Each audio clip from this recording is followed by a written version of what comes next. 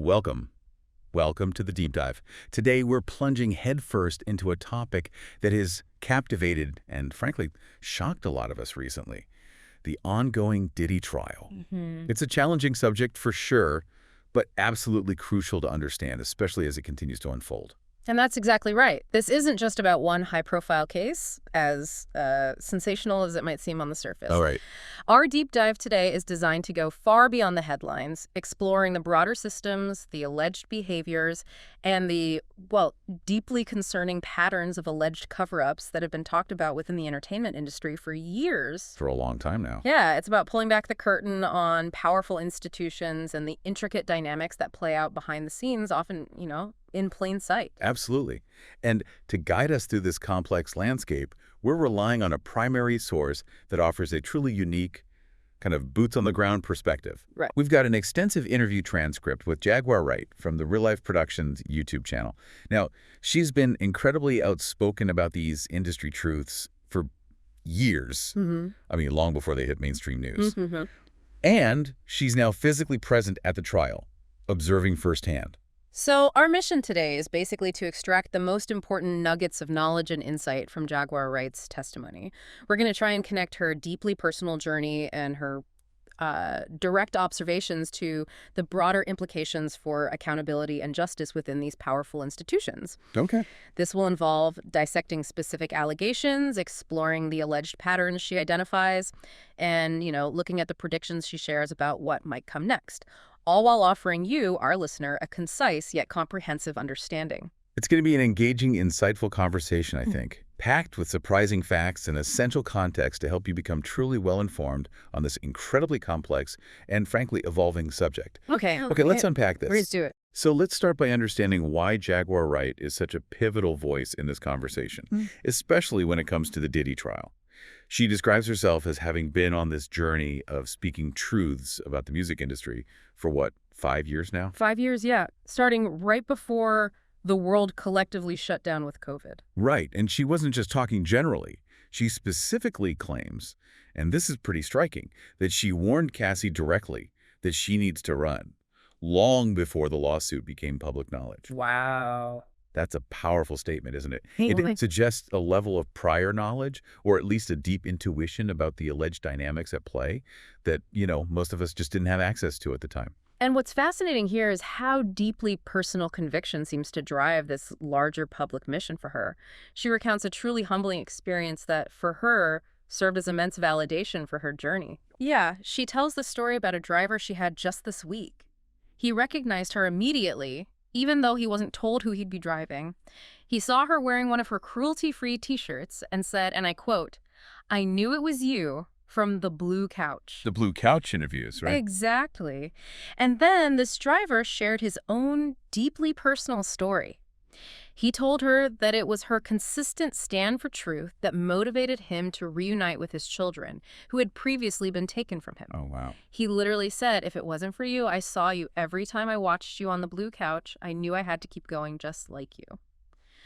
Apparently, this interaction left her feeling incredibly humbled, and she interprets it as a profound sign that, God would trust me with this, reinforcing her belief that she was doing the right thing, despite all the immense personal and professional challenges she's faced over the years for speaking out. That's incredible validation. It really is. It shows this isn't just about sharing information for her. It's about the tangible impact that one individual's courage can have on another's life. And her emotional return to New York for the trial itself. She describes it as awesome and weird, almost like walking in your own living time capsule. You can almost feel that, can't you? Totally.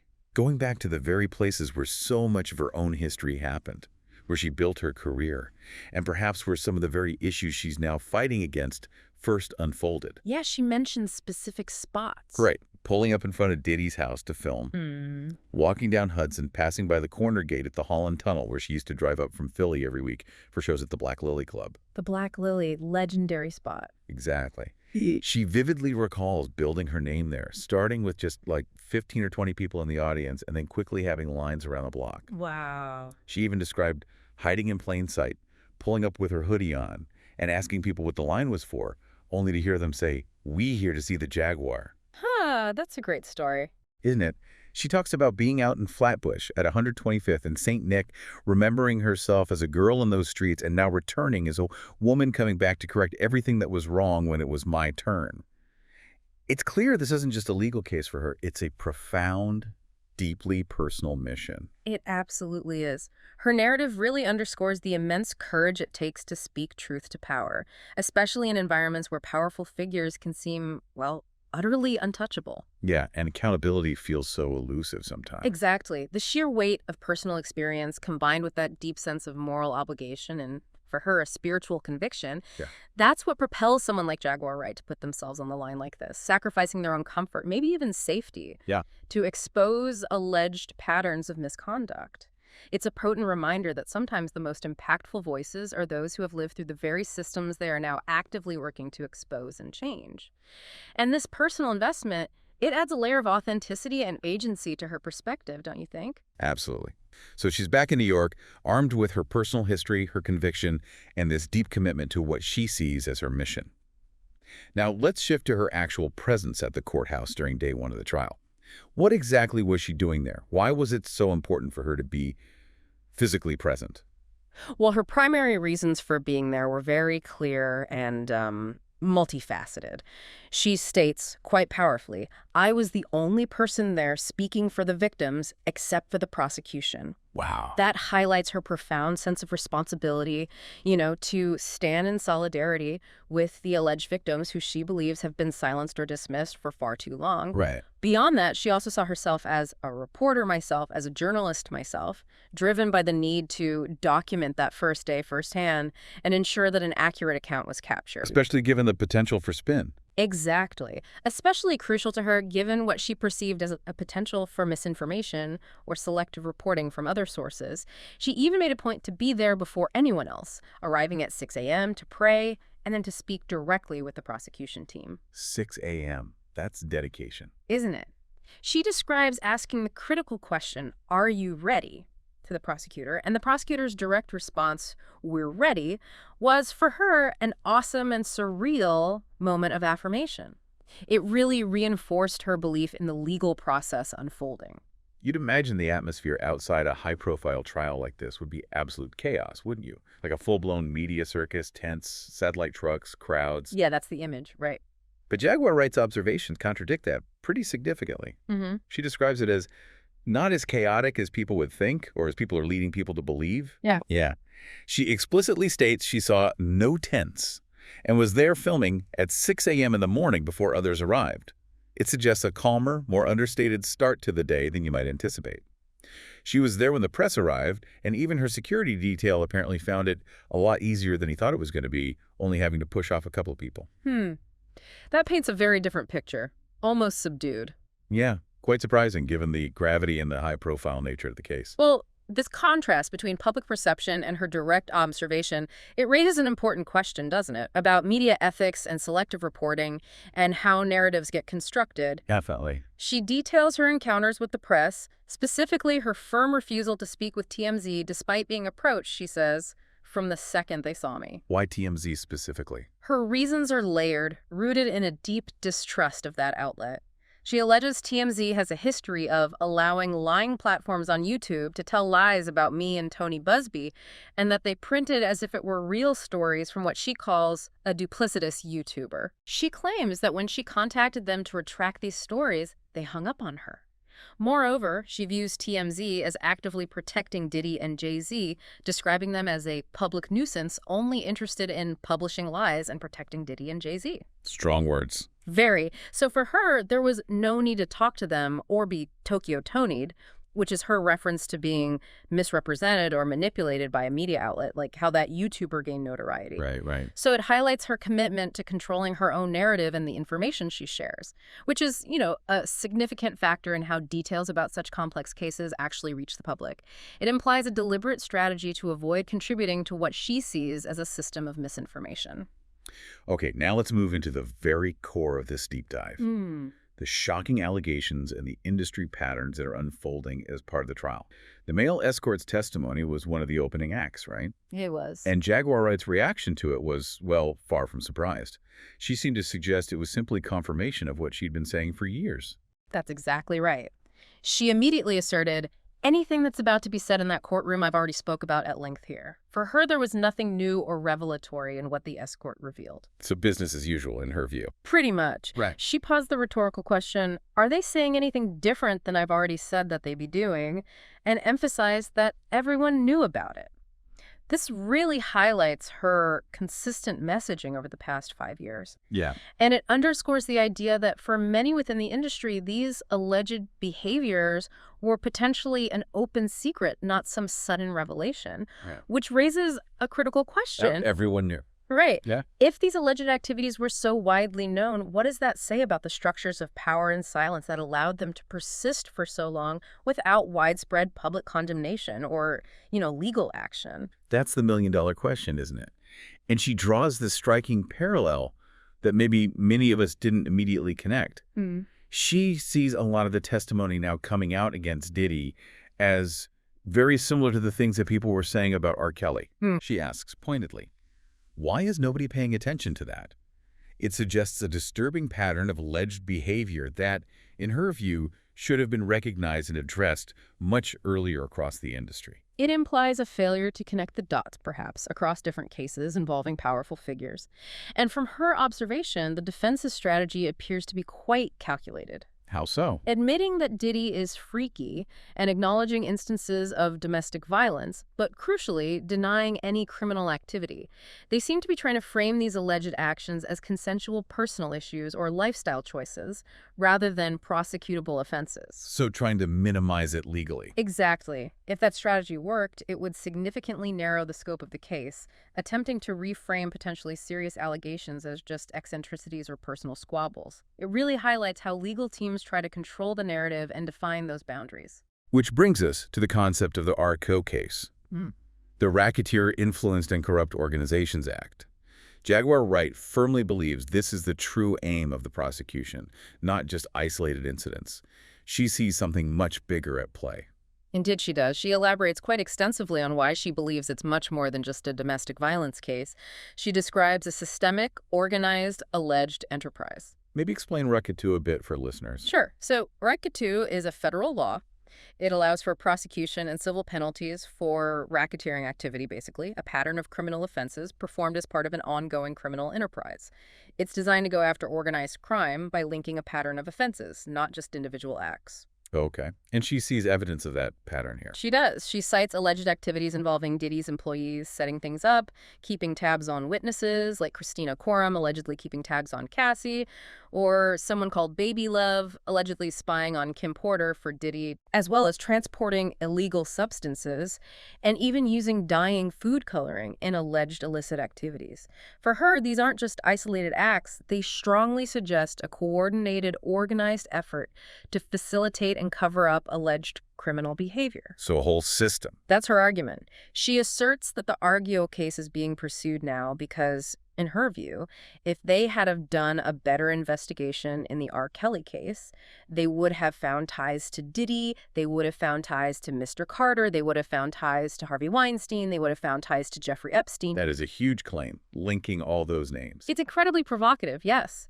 It suggests that authorities previously chose the acceptable monster, her words, meaning R. Kelly, to prosecute first, maybe to protect others who might have been implicated in a much broader alleged network spanning multiple industries. So a belief in a massive cover-up. A deep-sided belief, yes, in a larger interconnected web of alleged cover-ups and protection for powerful figures. She even goes as far as to share what she calls her RICO prayer, right? A public invocation where she explicitly names individuals she believes should be in it, meaning included in a potential RICO indictment. That's right. It's an incredibly bold public statement reflecting her conviction about this wider alleged network. Her list includes Sean Carter, Curtis Periwinkle Jackson, that's 50 Cent, Beyonce Dazelle Knowles Carter, Mary J. Blige as a procurer and the cover-rooper, Jennifer Lopez, Rick Ross, and Jonathan A. Wow. Naming names like that takes guts. It really does. And moving beyond just the name, she delves into these alleged patterns of retaliation and control that she sees woven throughout the industry, extending far beyond just the Diddy trial. Like what?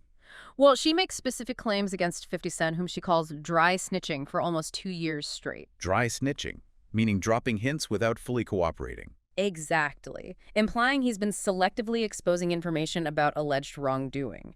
She claims he was allegedly sharing videos of Cassie and had knowledge of Jay-Z allegedly helping Diddy to boom boom cut Kid Cudi's car, a reference to some alleged act of vandalism or sabotage. Okay. And she pointedly questions why 50 Cent isn't being treated as a material witness if he possesses such knowledge. It raises questions about who gets called to testify and why certain information might be selectively presented or maybe even withheld. Suggesting the full truth isn't out yet. That seems to be her belief. And connecting the dots even further, she brings up the Tory Lanez stabbing incident, which coincidentally occurred on the very day the Diddy trial began. Right, the timing. Jaguar Wright believes this timing was not accidental. She suggests it was Sean Carter trying to do whatever he has to do to tie up every loose end possible, implying a desperate attempt to clean up potential loose ends or witnesses. That's quite an interpretation. It is. She also criticizes Tory Lanez's lawyer for allegedly failing him in his case, only for that lawyer to then secure a TV series called Reasonable Doubt. It's provocative, implying a broader narrative of alleged manipulation and interconnected events that she sees as part of a grander, calculated strategy. Which really raises that important question again about the interconnectedness of power, money, and control within the industry. She expands on what she calls the alleged Gigaman pattern, referring to Jay-Z, of targeting artists who say no or don't play ball with the alleged system. Who else does she mention? She names DDG, Megan Thee Stallion, Halle Bailey, and Chris Brown as examples of artists she believes have faced alleged targeting or repercussions. She states that Chris Brown, for instance, was labeled as a woman abuser after allegedly not playing ball. Furthermore, she highlights the alleged use of restraining orders, not just for protection, but as paper handcuffs to prevent individuals from legally carrying firearms, suggesting another more insidious layer of control and intimidation against those who might step out of line. So what does this all mean for us, the listeners, trying to make sense of it? Well, it means that for Jaguar Wright, these aren't random, isolated incidents. She sees them as calculated moves within a deeply entrenched system designed to maintain power, silence dissent, and ensure compliance. It paints a picture of an industry where success can allegedly come with very high and often hidden cost. Let's shift our focus now specifically to Cassie's story, which is obviously central to the Diddy trial's narrative. Jaguar Wright acknowledges the incredibly challenging optics of seeing Cassie, a pregnant woman, on the stand, being treated like a sex worker and disrespected. Yeah, that's a powerful image. It's hard to watch, undoubtedly, for anyone observing the proceedings. And the explanation often floated is Stockholm Syndrome. Right. Jaguar Wright discusses that concept as a potential explanation for why Cassie might have remained in the alleged relationship for such an extended period despite the alleged abuse. For those unfamiliar, it's that psychological phenomenon where a hostage or captive develops a psychological alliance with their captor, often out of a perceived need for survival. It helps explain maybe why someone wouldn't just leave. Exactly. If applicable, it could shed light on the complexities of an alleged abusive relationship and underscores the psychological manipulation that can occur in such power imbalances. And Jaguar Wright unpacks a broader, really disturbing assertion that all young women coming into the business are groomed to be susceptible to favor from the boss. Groomed. That's a strong word. It is. She highlights Cassie's youth, only 19, when allegedly introduced to Diddy and fully entrenched in her life by her 21st birthday. She details how Cassie was constantly being distracted with little carrots and little bottles along the way. Promises. Yeah, promises of stardom, modeling gigs, acting roles, a music career. The implication is that these young women are drawn in by the allure of success and then, according to Jaguar Wright, gradually manipulated into compromising situations, often without fully realizing the cost until it's too late to easily get out. It paints a chilling picture of alleged predatory grooming within the industry. And she also addresses Cassie's chilling statement on the stand, "If it wasn't going to be me that day, he'll just find someone else." That line was heartbreaking. It really was. Jaguar Wright interprets this as a form of acceptance, almost resignation. Better me than somebody else, implying a grim understanding of the alleged pervasive nature of such behaviors. However, she also references alleged text messages that maybe paint a more complex picture, where Cassie purportedly asked, "Why don't you ever really spend any real time with me? I'm not interested in your money. Why don't you want to spend time with me?" Which suggests maybe a deeper yearning for a genuine connection. beyond the fame and money. Right. But ultimately, Jaguar Wright views Cassie's willingness to please as a means to an end, asserting quite bluntly she wanted to be a star, period. It's a difficult perspective, suggesting a complex, perhaps even transactional element, driven by ambition meeting alleged exploitation. She also revisits some very specific alleged incidents that are now coming out in testimony, like the story about Diddy leaving a freak off to confront Suge Knight. Yeah, that one's wild. At the Intercontinental Hotel in LA, masked up, all black, with guns, allegedly. It paints a picture of a dangerous, volatile, and deeply unsettling aspect of that alleged lifestyle and interactions. And other details, too, like Cassie running from a hotel without shoes on. And Diddy allegedly kicking her slow and throwing a vase. These are specific, graphic actions that, if true, portray a disturbing pattern of alleged physical abuse and intimidation, not isolated incidents fitting a broader alleged narrative. And then there are the graphic details of alleged sexual activities discussed during testimony, like a man allegedly ejaculating on Cassie, and Diddy and Cassie then allegedly rubbing it on his nipples. Yeah, intensely disturbing and explicit testimony. Undoubtedly had a profound impact in that courtroom. How does Jaguar Wright analyze that? Her analysis is direct, really unflinching. She says she's not surprised, viewing it as part of a weird world of paid-for transactions. But she explicitly states that's not a relationship, drawing a clear line. Okay. She further clarifies her controversial view that Diddy is what she terms a sodomite rather than gay, believing he loves man-on-man interaction, and that such alleged activities aren't indicative of a straight man's behavior. It's important to note this is her specific interpretation and terminology. Right. Focusing on alleged acts, not identity. Exactly.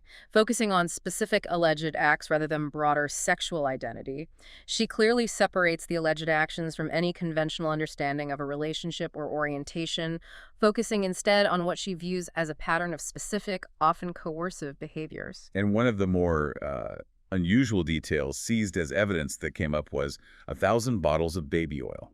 Cassie testified about large quantities being used. Right, that detail caught attention. Jaguar Wright describes this as a kink, a slip and slide for no friction, connecting it to the alleged size of Diddy's manhood. This detail, while maybe bizarre on its own, is presented as further evidence of specific alleged behaviors within what she repeatedly calls that weird world of alleged sexual exploitation and transactional relationships. And if we connect this to the bigger picture, the alleged impact on Cassie. It's devastating. Jaguar Wright observes that despite being a full-grown woman now, mother of 3, Cassie is, in her views, still that little hurt girl who experienced these alleged traumas at such a young age. That's incredibly sad. It is. And she also notes the profound significance of Kim Porter, Diddy's former partner, stating that if Kim were still alive, she would be the star witness right now, implying Kim held crucial information and could have provided pivotal testimony, highlighting the loss of that potential perspective. Yeah, a huge what if. Okay, expanding our lens now. Jaguar Wright identifies broader systemic issues, particularly what she describes as New York's alleged desensitized attitude towards these kinds of cases, where she says, bad guys, get off. That paints a pretty bleak picture, doesn't it? A city where powerful figures have allegedly become accustomed to evading justice, creating a culture of impunity. And she makes a very strong assertion that law enforcement did know about Diddy's alleged activities well before now. She does. She claims, and this is a really grave accusation, there are people that have brought in sworn affidavits, prosecutors, lawyers, law enforcement, who said that they corrupted cases and put cases on people on behalf of the diddler. Corrupted cases on his behalf. That's the allegation. It implies a deep-seated systemic corruption within parts of the justice system, suggesting Diddy wasn't only allegedly protected, but that the system itself was allegedly weaponized to target others for him. That strikes right at the heart of public trust in legal institutions. Absolutely. And she holds nothing back in her criticisms of YouTubers interloping, begging, waiting in line to get into the courtroom so that they could gossip, or should I say misinform the public of what's real. Yeah, she calls them out for doing remixes of the truth, distorting facts for engagement. She specifically names Claudia Jordan and her alleged mouthpiece Tissetels, along with Jason Lee, for allegedly trying to help rewrite history and cover her ass. It points to a significant concern about how information, and maybe more importantly, misinformation, spreads in the digital age, right? Especially around high-profile cases. Definitely. Narratives can be so easily manipulated or sensationalized for views rather than accuracy. And her critiques extend to other prominent industry figures too, painting this wider picture of alleged misconduct and complicity. Who else? She alleges Mary J. Blige was involved in procuring and babysitting Diddy's alleged catches, and even ratting on Kim Carter and Kathy White for meeting about Jay-Z, implying a role in facilitating or covering up alleged activities. Wow, Mary J. That's the allegation. She also has a message for Faith Evans. Please stop doing interviews for the love of God. Please stop. Stop if she's not going to tell the truth, suggesting a perceived lack of honesty in her public statements. And she discusses Justin Bieber, who is reportedly selling his whole catalog because he's broke, which she attributes to Usher allegedly robbing him. She expresses strong disgust with Usher Raymond, alleging he engages in Greek wrestling nude with men over Frosted Flakes, and has Diddy bumps, which are alleged to be STIs or specific types of alleged injuries she claims he's been sued for passing on. These are extremely serious and widespread accusations that, if true, paint a picture of an industry just riddled with alleged misconduct and a pervasive culture of silence and alleged complicity. Given all these alleged revelations and the context she provides, let's turn our attention to the trial's potential outcome. What did Jaguar Wright foresee happening? Well, she offers a very specific analysis of the jury composition, 8 male, 4 female jurors. She argues that this is no win for them, meaning the defense, if the men on the jury are straight. She firmly believes they would be repulsed by the graphic testimony. That's her personal take on jury psychology, I guess. It is, and perhaps somewhat biased, but it highlights her strong conviction about the evidence's impact. She is absolutely unwavering, stating firmly that God said no to Diddy getting off, and therefore there are no wins for them. She views this almost as a divine intervention against a long-standing pattern of immunity. So she's predicting a conviction. She is incredibly clear, stating with unwavering conviction that Diddy is not going to happen, meaning he's not going to get off because God said no. She predicts a conviction, which she believes will then lead to superseding indictments and more co-defendants being brought in, expanding the scope far beyond just Diddy. So this is just the beginning, in her eyes. Exactly. She characterizes this entire situation as just the beginning, a veritable war. And she stresses that the government had no choice but to prosecute because it's a federal case. Federal cases, she points out, carry a formidable 95% conviction rate. That's a high rate. It speaks to the significant resources and investigative power involved. She firmly believes the judicial system, in this instance, is on the side of justice. She credits the fresh, incorruptible judge as the right judge for this case, implying others might have been susceptible to influence. Suggesting a potential turning point? Yeah, maybe a systemic shift where certain powerful figures can no longer operate with the same impunity they once allegedly did. A potential turning point for accountability in industries that have long seemed impervious. And finally, what about her own plans? Jaguar Wright outlines some ambitious personal future plans, showing her continued commitment beyond this trial. Yeah, she has this big world vision for the Jaguar Wright show, airing 5 days a week, focusing intently on the human aspect. She plans to interview real survivors, giving them a platform to share their stories without being overly edited and aiming to show their before and after journeys. Highlighting the impact of speaking out. Exactly. She's committed to live Q&A sessions and performances, aiming for a very tailored interactive experience. She wants to have the same impact as Wendy Williams, whom she credits with having warned the chicks about where all of the little minds were in the minefield in the industry, providing crucial warnings. That's an interesting comparison. And here's where it gets really interesting. She reveals a strategic decision not to do daily commentary on the trial. Why? To avoid fucking it up for the prosecution, as she puts it. Okay, that's strategic. Very. Opting instead for weekly relevant updates through her J algorithm and her website, thejaguarwright.com. It's a calculated move to support the legal process while still keeping her audience informed on what she deems the most important developments. So we've taken a really deep dive into this complex world surrounding the Diddy trial, guided by the incredibly brave and, well, outspoken voice of Jaguar Wright. We've unpacked the disturbing allegations, explored her insights into the alleged patterns of grooming and abuse, and delved into that interconnected web of power, control, and alleged corruption she describes. And if we connect this to the bigger picture, what we've heard today really reinforces the idea that understanding these deep-seated dynamics is crucial for discerning truth. especially now, in an age where information and misinformation spread so rapidly. Yeah, it's hard to navigate. It is. And the willingness to examine uncomfortable truths, no matter how difficult or controversial, is absolutely essential for genuine accountability to take hold and for systemic change to even begin. It's about looking beyond the headlines, isn't it? Understanding the alleged underlying structures that allow such behaviors to persist. Exactly. Well, thank you for joining us on this deep dive. We encourage you, as always, to continue seeking knowledge, challenging narratives, and forming your own informed perspectives based on thorough analysis. And as you reflect on everything we've discussed today, maybe consider this. Given the deep-seated nature of the alleged patterns and the entrenched power structures within the industry that Jaguar Wright described, what systemic changes do you believe are truly necessary for genuine accountability to take hold in powerful industries, not just in entertainment, but everywhere?